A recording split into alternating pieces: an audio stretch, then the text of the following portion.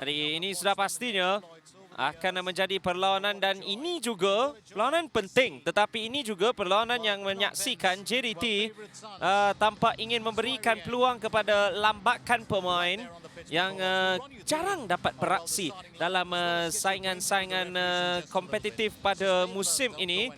Lebih-lebih lagi jika dilihatkan kepada kemampuan dan juga kepada keyakinan mereka untuk mendapatkan kemenangan pada malam ini. Salah seorang daripada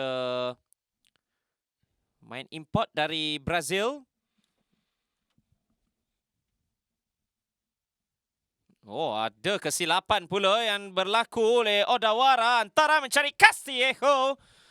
Dan adanya hadangan, dan itu sangat diperlukan setelah kesilapan dari Takashi Odawara. Ya, memberi tekanan di kawasan hadapan, memberi peluang untuk pasukan JDT dan peluang ini diambil oleh CDB untuk crossing di kawasan tengah dan kita boleh lihat tadi Samu Castillejo membuat larian ke hadapan. Semua kecuanan buat Chora Taksim.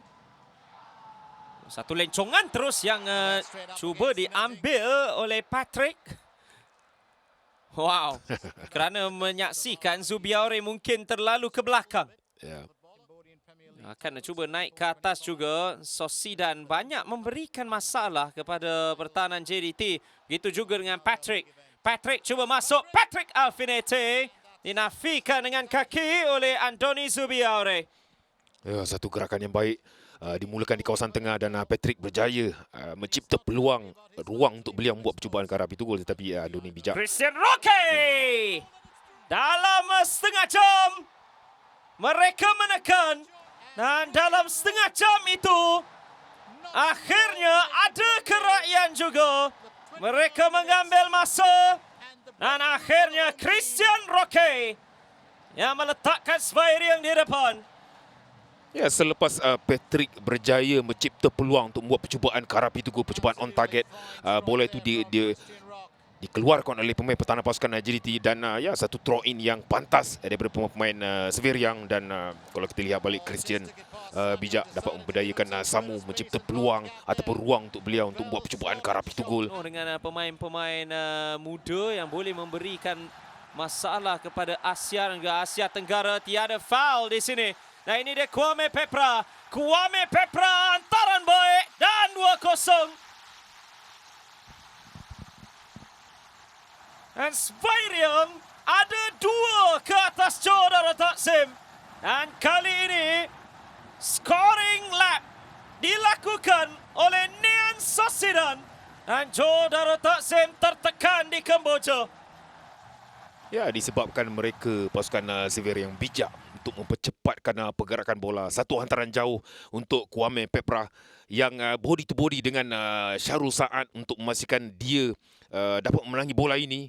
Dan kalau kita lihat dalam kedudukan ini, dia berjaya membuat satu hadangan yang baik untuk memenangi bola ini dan dapat melihat di mana kedudukan Nean Sosidan di belakang. Musa Sidibe ingin melencongkannya dengan kaki kirinya.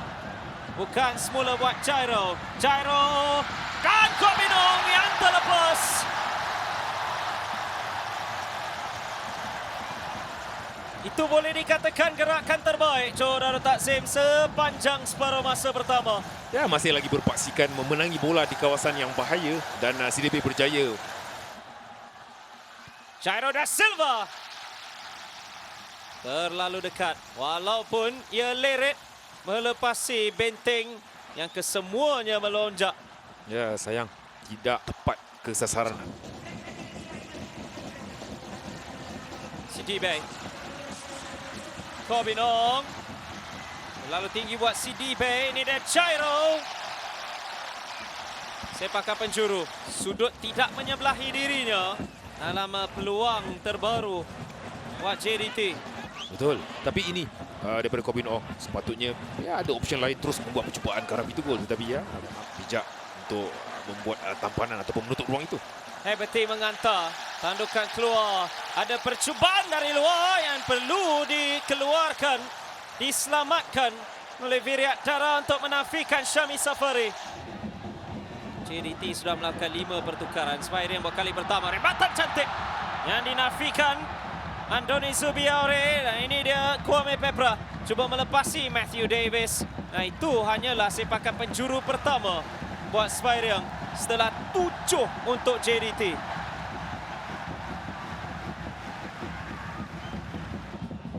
Heberty menghantar Shane Lowry.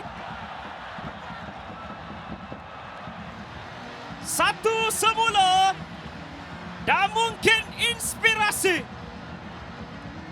Itu yang diperlukan. Dan mereka masih ada 6 minit untuk menyelamatkan perlawanan ini buat mereka. Menerima hantaran dari Heberty. Dan mungkin ada sesuatu di penghujung permainan. Jairo menolak. Sarik Kria ke tepi. Nacho Mendes. Syami. Jairo. What a save. Musa Sidibe tidak mendapatkan sentuhan. Viriat Dara menjadi penyelamat untuk menafikan kebangkitan JDT. Ya, tapi aturan gerakan sebenarnya yang nampak baik untuk sehingga mereka dapat membuat percubaan on target. Sidibe ke belakang buat Syami. Syami buat Lowry. Lowry buat Kominong. Kebangkitan luar biasa. JDT tak akan mati dan mereka tidak mengaku kalah. Ya, saya rasa Syami bijak melihat di mana kedudukan Shane Lowry di belakang untuk membuat hantaran yang jauh, dan Shane Lowry juga dapat melihat di mana kedudukan Kobin Ong untuk membuat tandukan masuk balik ke dalam. Terlepas 3 mata, tetapi perhatikan kepada ini. Itu juga terlalu dekat dengan Zubiaure. Wow, satu klasik di Piala Shopee. Spyriang memikirkan mereka sudah memenang atau mereka hampir menang. Spyriang 2, Johor Darul Takzim 2.